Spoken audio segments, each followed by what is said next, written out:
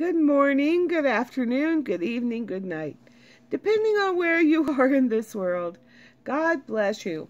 This is Gloria White coming to you from Utah, USA. Today we're going to be back in the book of Revelation, and we are in chapter 12.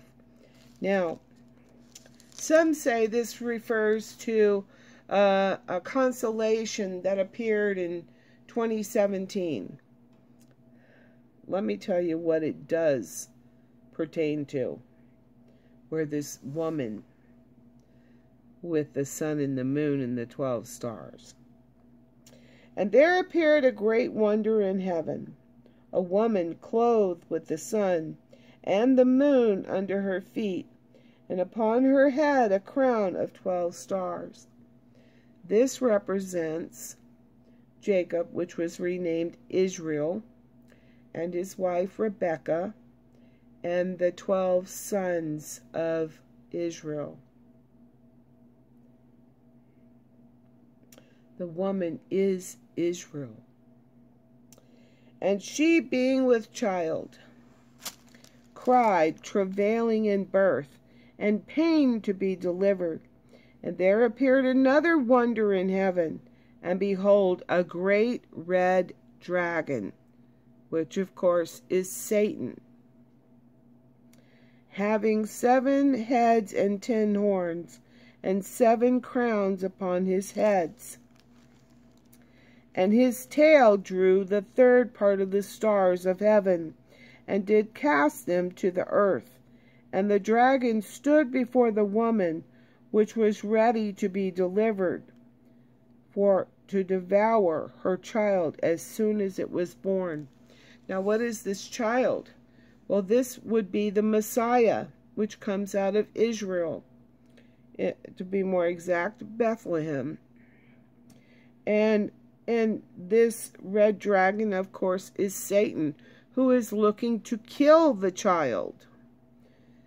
Jesus is his, main adversary, okay? So he's looking to kill him before he is born, or as soon as he is born. And here in verse 5 in chapter 12 is an unfulfilled prophecy. And she brought forth a man-child, who was to rule all nations with a rod of iron. And her child was caught up unto God and to his throne. Verse 6, And the woman fled into the wilderness, where she hath a place prepared of God, that they should feed her there 1,260 days. Now we keep seeing this, 1,260 days. And there was war in heaven.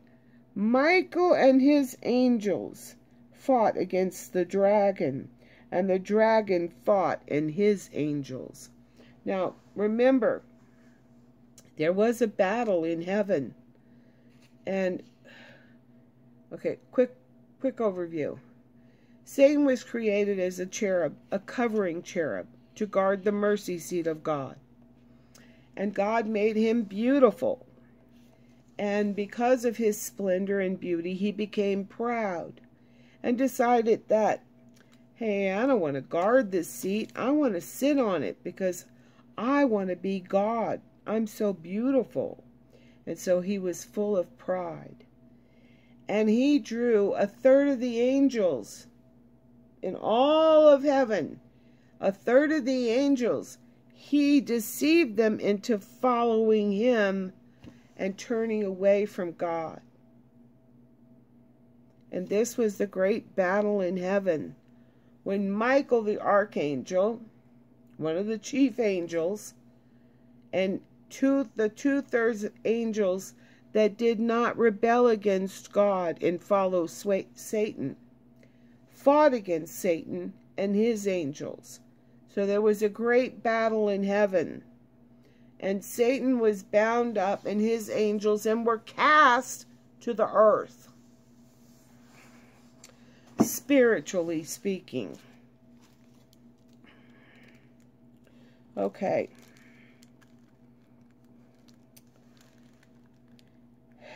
All right.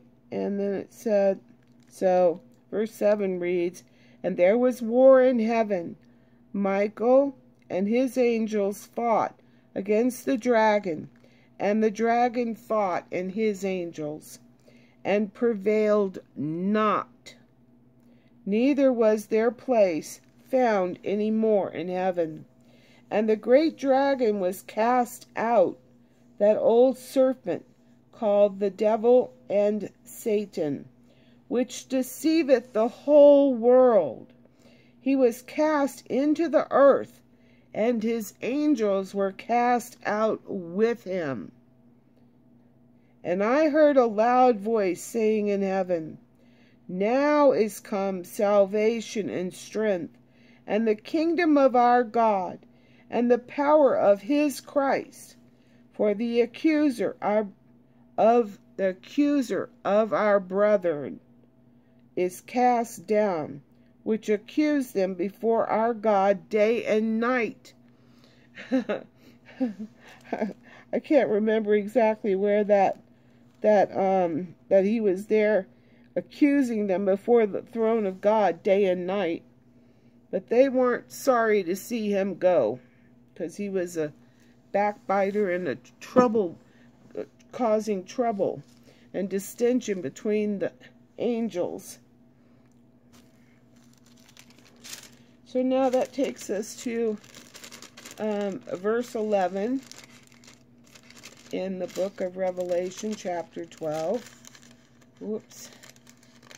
Now, this when the woman flees for the 1,260 days, God is going to care for her and feed her.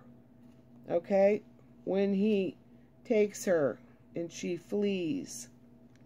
But here in verse 11, "And they overcame him by the blood of the Lamb and by the word of their testimony." Up until now, we're talking only about the Israelites.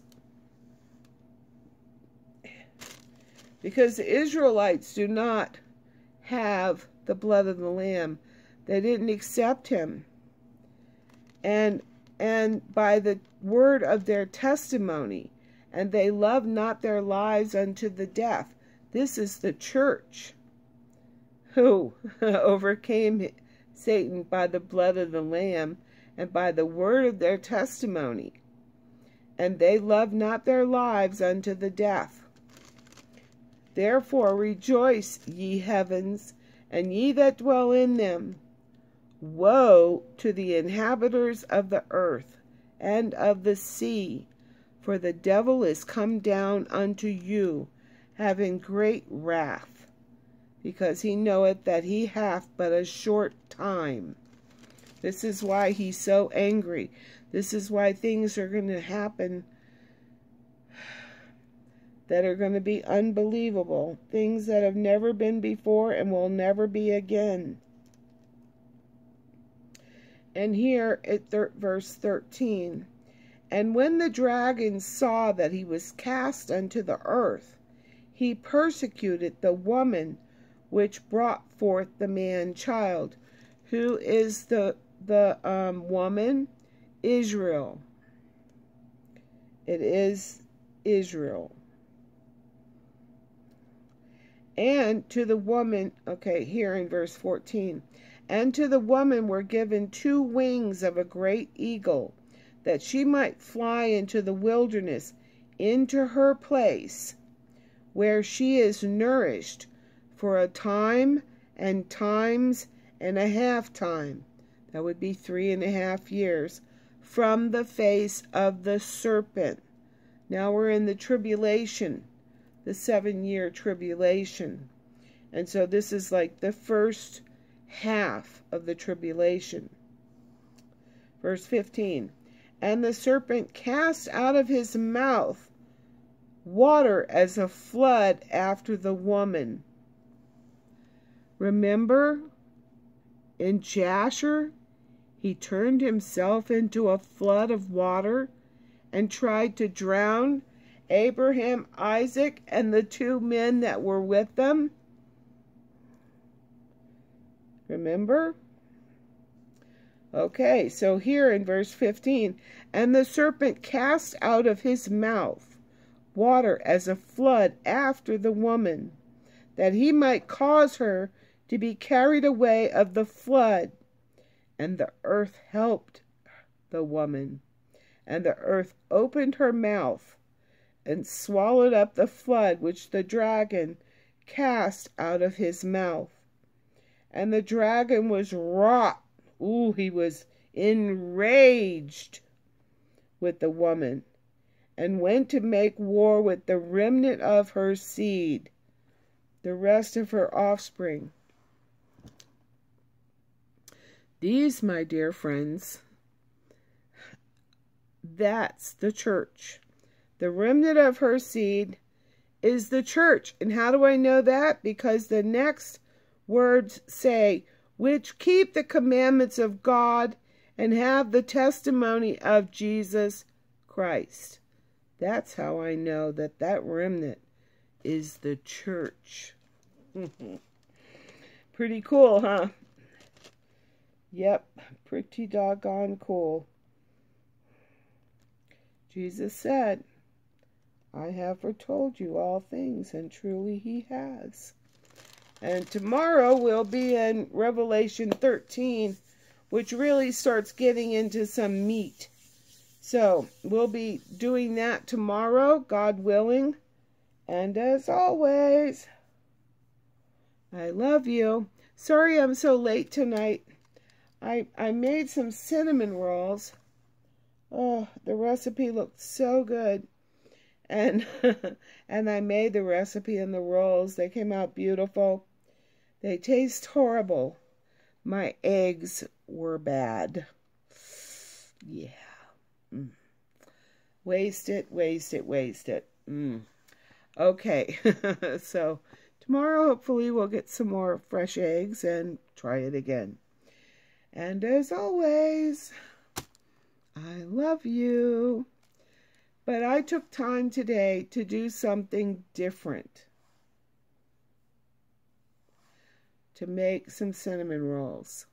I studied the Word and watched some biblical videos, and I made those cinnamon rolls. But every now and then we need to do something different, something that we're not ordinarily doing all the time to break the monotony. So that was my effort at breaking the monotony. So when we get some more fresh eggs, then I will make those rolls again, and hopefully they will come out perfect and be yummy, delicious, and I will actually be able to eat those. And as always, I love you.